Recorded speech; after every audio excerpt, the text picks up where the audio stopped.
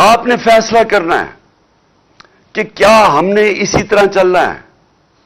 کیا ان چوروں کے بعد جو اپنے بچے تیار کر رہے ہیں اور بچوں نے زندگی میں 1 گھنٹہ کام نہیں کیا، ان کا صرف کام، ان کو صرف ایک چیز آتی ہے، منی لانڈرنگ. وہ چھوٹے چھوٹی عمروں میں وہ اربوں پتی بن گئے تھے کیونکہ ماں باپ نے ان کے نام پہ یا چوری کر کے پیسہ ان کے نام پہ چیزیں لی ہوئی ہیں.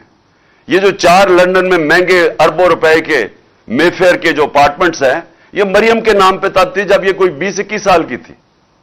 اور یہ جو اس کا بیٹا ہے حسن شریف، 10 ارب روپے کا گھر بیچا ہے اس نے لندن کے اندر. کدھر سے پیسہ آیا؟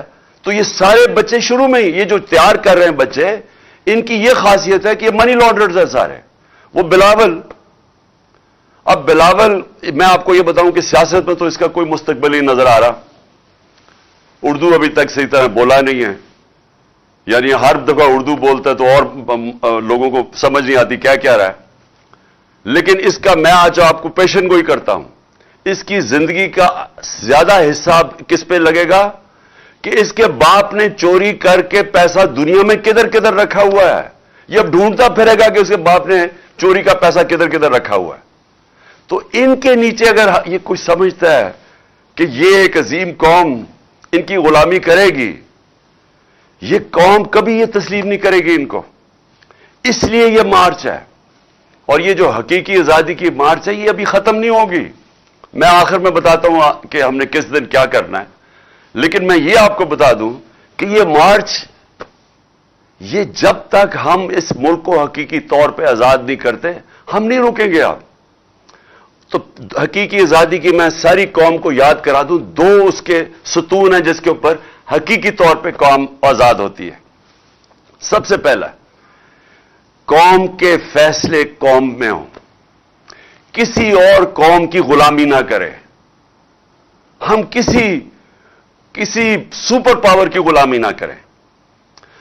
لا الہ الا اللہ اس نعرے کے اوپر بنا تھا پاکستان.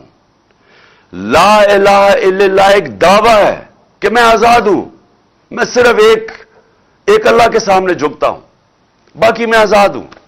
ایک خودداری کا یہ دعویٰ ہے، ایک قومی غیرت کا دعویٰ ہے. یہ نہیں ہوتا کہ وہاں جا کے دنیا کے باہر چکر مارو اور ہاتھ پھیلا کے کہو کہ میں مانگنے تو نہیں آیا، میں مجبور ہوں. اس لیے تو یہ نہیں ملک بنا تھا. اس لیے تو قائد اعظم جب ان کو پتا بھی تھا کہ انہوں نے زندہ نہیں رہنا زیادہ دیر، پتہ نہیں چلنے دیا اپنی بیماری کا کہ کہیں پاکستان کوئی رکاوٹ نہ آ جائے پاکستان نہ بننے میں.